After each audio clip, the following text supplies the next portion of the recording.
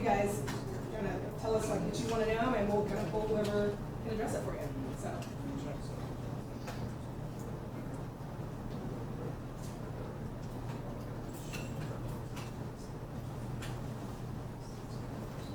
I haven't seen you since Fields of Valor. That's good. And I haven't seen you since Bruno? Bruno.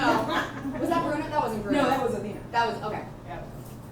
We have a new canine, by the way. I know, because I already pitched this story and I was like, I love the dog. Let's do this. Yes.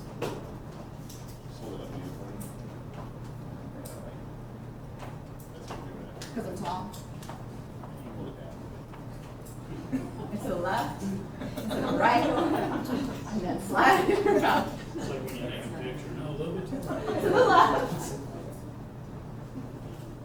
Okay. Okay.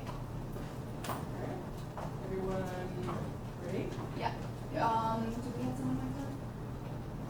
Or are they just up there? I think we're just putting that Okay, ready. cool. You guys okay just standing by there by the mics? Sweet. On the features around the switch, I guess. Okay. Yeah. All right. You just want to go up? I'll go first.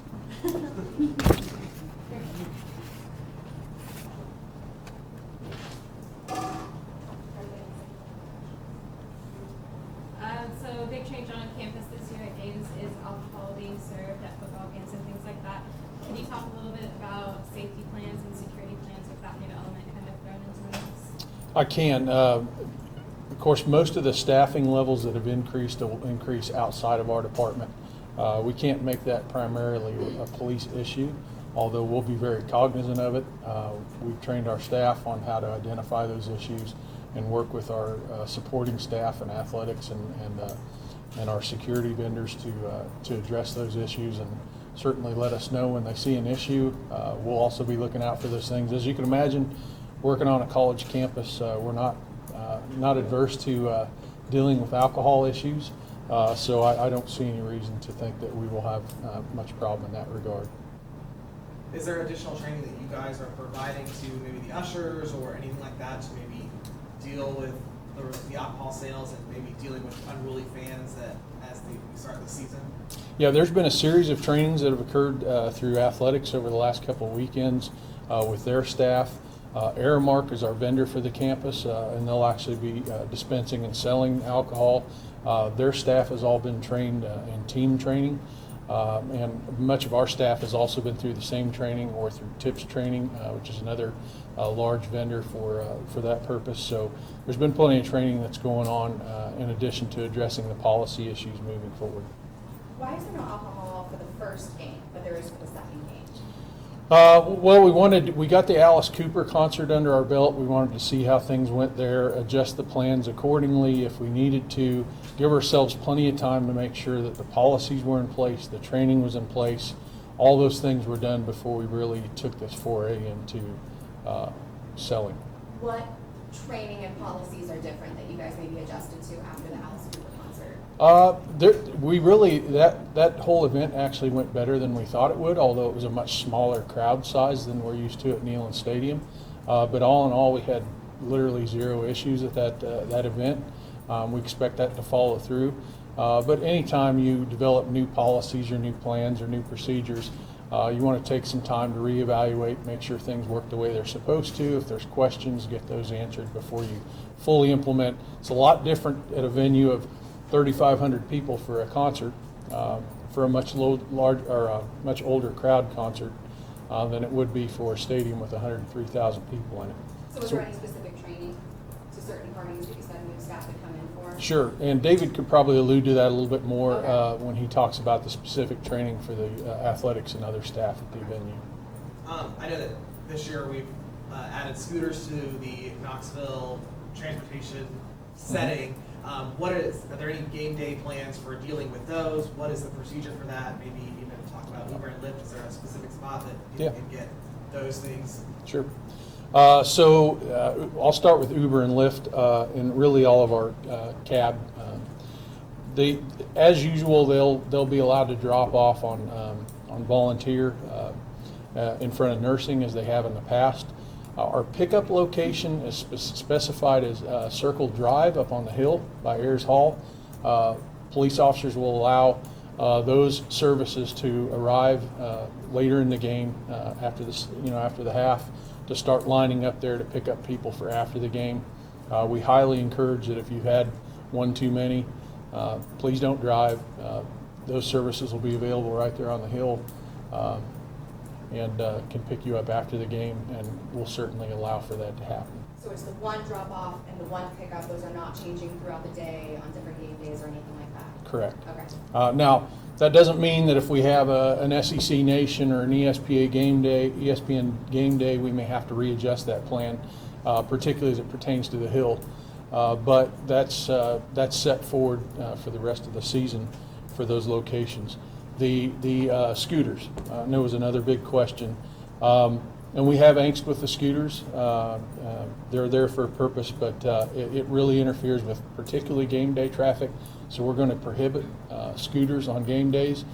Our two local scooter companies have agreed to geofence the campus on Saturdays for game day, so they theoretically will not operate within the campus on game days.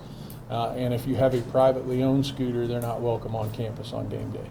What's some of the angst that you guys have had and experienced since those scooters have rolled out? Well, I think as we look around the landscape of this, and we're certainly not immune to this, and there are many other colleges dealing with the same issue in college towns, just unsafe use, coupled with the immense amount of traffic that we'll have around the stadium on game days, it's just a bad combination. And we want to make sure everybody arrives safely. So we prefer you drive, park, and walk. Just going back to alcohol real quick, I know that looking at some of the other universities that have implemented this, maybe out on the West Coast and other schools that have had this, they've actually seen fan ejections decrease over the years. Is that something that you guys are hopeful for, looking at the alcohol sales? Or? Yeah, I'm hopeful that we see the same here.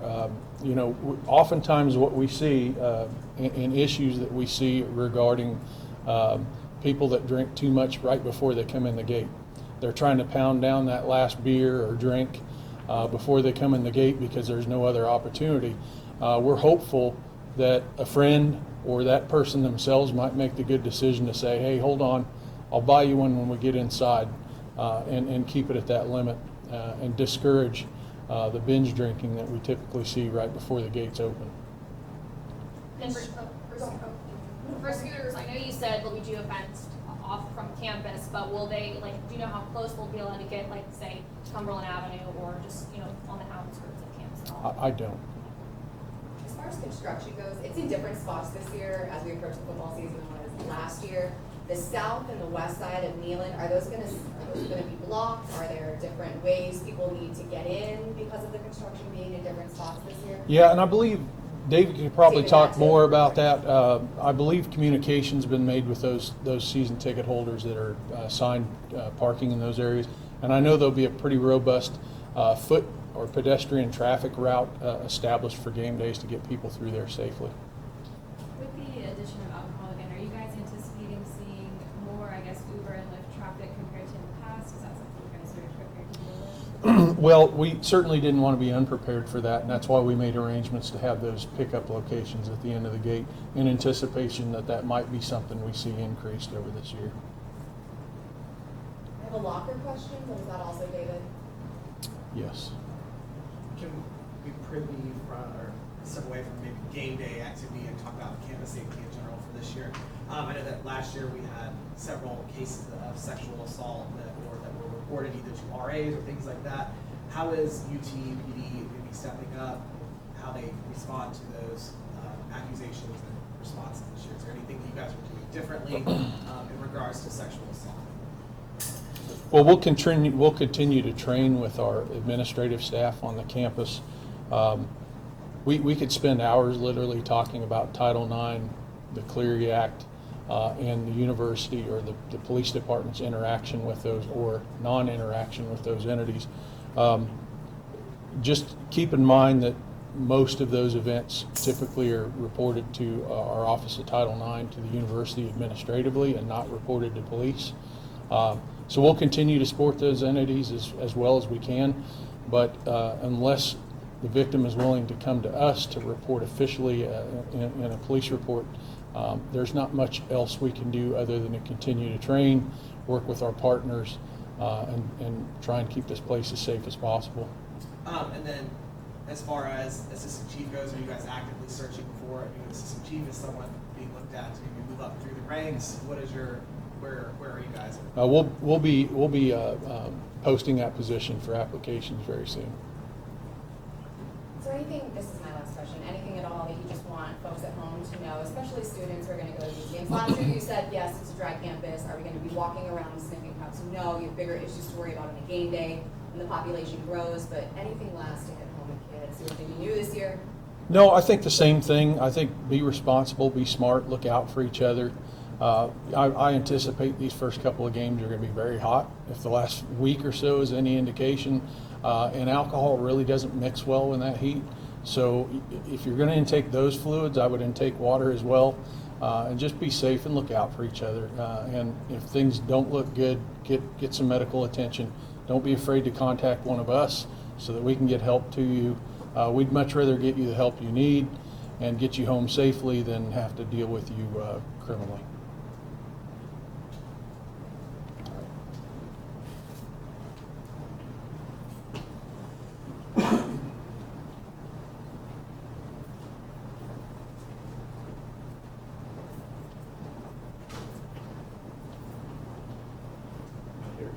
Well, if you can stand behind the podium, that's where all the mics are. Oh, behind it. Yeah. Sorry. Thanks. No worries. So it's a new football season here on Rocky Top. What changes are coming this season for the athletic department? And what should people know about who are planning to come to Neyland next week? Well, I think, most of our activities are the same as usual. Obviously, Chief Lane covered that we will have alcohol sales, but really that's the industry norm. So we look at this as an enhancement for fan activity at the stadium. So we're treating it as an upgrade to Neyland Stadium, and we want people to treat it as a responsible activity, and that's the way we're going about it. We think it will be an upgrade for people coming to the stadium. We also hope it'll be an upgrade for trying to get people into the stadium earlier, like Chief Lane was mentioning. We hope it will draw people into the gates a little bit earlier, get them out from the tailgating activity that keeps people extended amounts of time outside of the stadium, and draw them into the stadium with a new amenity that we haven't had inside the stadium. So we hope that will alleviate some of the congestion we've had at the last minute, 15 to 30 minutes prior to kickoff, where the lines get super long outside there. It'll give them an opportunity to come in and see some of our fanfare inside the stadium. We open the gates 2 hours prior to kickoff, so let's get bodies inside the stadium and start upping the atmosphere inside the stadium instead of people staying outside the stadium and waiting to that last minute trying to get in. So, our other activities are the same. The ball walk, takes place 2 hours and 15 minutes prior to kickoff. The band march, 1 hour and 40 minutes to kickoff. So, none of our other traditional activities are changing. I'm sure Chief Thomas, Chief Lane would tell you the same. Get to campus early. We open our parking lots at 7 a.m. in the morning, so we want people trying to get here as early as we can to campus. But again, not only to campus, but to the gates as early as possible. We got 102,000 people to deal with, so let's get people into the stadium as early as possible. Our clear bag policy is still in effect. Let's make sure people, when you show up to the stadium, you have your clear bag. Ladies, your clutch purses, the 4.5 by 6.5 inch clutch, all of that still remains the same. We do have water coolers inside that are free to the public, in addition to the water that you can buy at the concession stand. So not only are we selling beer at the stadium, but we also have free water available. So if you want to come into the stadium with a clear, empty water bottle, you can fill that up in the stadium to offset what you may be purchasing. So, we want people to be responsible about what they're doing, and we want to treat people in a responsible manner. So it goes hand in hand what we're trying to do. It's an upgraded amenity, but it is an amenity that you see throughout all the professional ranks in several college stadiums. As far as construction being in different spots this year, are the south and the west entrances and the sides of Neyland going to be impacted at all, or blocked? Nothing should be blocked. You'll probably notice some construction actually on the south end of the stadium and a little bit on the east side, but nothing will be blocked. You may see a little bit of some barricades that we've created to make pedestrian corridors, but the access points will all be good and available throughout the east and the south side of the stadium. So it will be a safe access points on the south and the east, where we have the engineering complex going up in that quadrant of the stadium. But everything's accessible. Everything will be safe and tucked away so people can get in. Nothing's impacted. No traffic will be impacted by construction, so we should be in good shape as far as that goes. It'll be more of a pedestrian footprint walking, but it's similar to last year with a few modifications. About the training that you guys wanted to get under your belt, just for one more game before Sure. Georgia comes, can you kind of go over what that was? Yeah, more than anything, it's just getting people up to speed. You know, it's a lot of people that just have to be indoctrinated to what we're trying to do. You know, we're dealing with roughly about 3,000 people that we have to get up to speed. It's not rocket science, but you know, we're dealing with a lot of concession vendors, a lot of ushers, a lot of ticket takers, a lot of unarmed security, and a lot of law enforcement. So we're not trying to rush into this thing. We're trying to get it done and done the right way, dotting I's and crossing T's. So it's what to look out for, recognize some troublesome signs if we see them, and making sure our people are aware of what to deal with, whether it's a medical issue or something along that line. So it's not rocket science. Otherwise, I sure wouldn't be doing this. But it's something that everybody just needs to be made aware of and what to look for.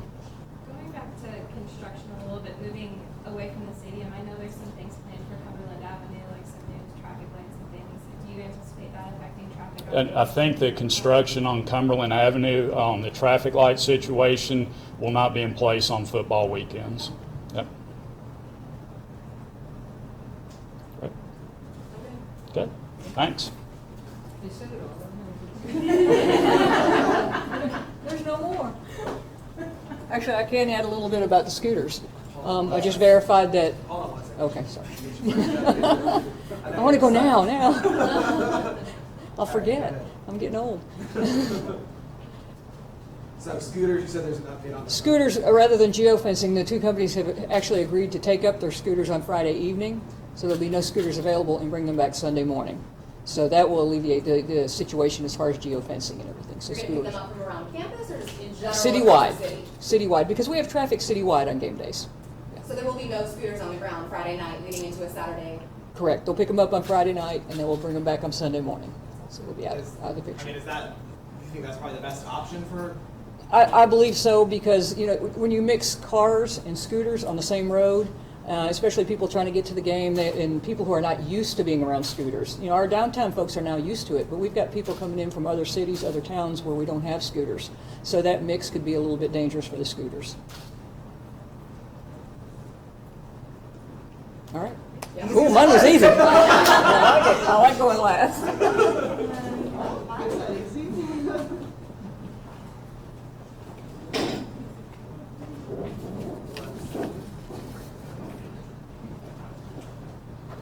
If you could just say and spell your first and last name for us. Savannah Kilday, Savannah, Kilday, Kilday. And I'm the marketing manager with Knoxville Area Transit. Can you talk to us a little bit about, is there any changes to the way that the area transit is going to be helping with game day traffic this year? So we have no changes, but we do encourage passengers to take the bus. We have on our website called the Passenger Playbook. You can go there, and it is a color-coded way to plan your trip from any part of Knoxville straight to the stadium. So we really encourage passengers to use that. You can ride for $4 for a day pass for $4, or a single trip is $1.50. So we're really encouraging people to avoid finding a parking spot, avoid trying to make it through traffic, but really just hop on the bus and take it downtown, and we'll get you there. Okay. We are still offering shuttle service, and the 4 shuttle locations are the Civic Coliseum, Market Square, the Old City, and Farragut High School. Those are still $10, and the Farragut one is $20. But that is a round trip ticket, and we'll take you and leave you.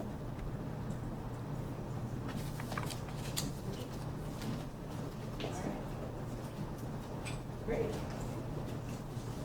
I have, if you guys need extra stories about this, if you need